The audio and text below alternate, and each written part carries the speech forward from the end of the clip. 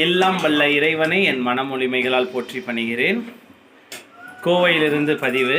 இன்றைய நம்முடைய மதிய உணவு வீட்டிலேயே குறைந்தபட்ச ஏறத்தாழ ஒரு 40 முதல் 50 ml எண்ணெயில் தயார் செய்யப்பட்ட சைவ பிரியாணி என்கிறார்களே, கலவை சாதம் என்கிற பிரியாணி.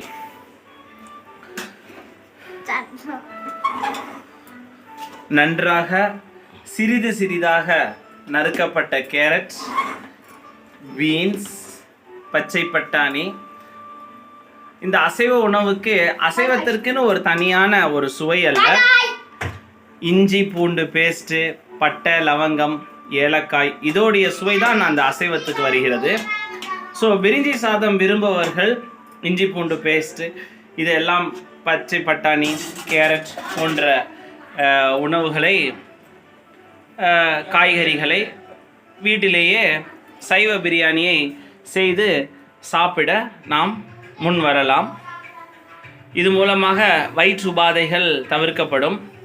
வயிற்று வலி, அசிடிட்டி, ஜிஆர்டி, மலச்சிக்கல் போன்ற பல வயிற்று உபாதைகள் இதனால் தீரும். மற்றும் ஒரு முக்கிய பதிவில் சந்திப்போம். நன்றி, வணக்கம்.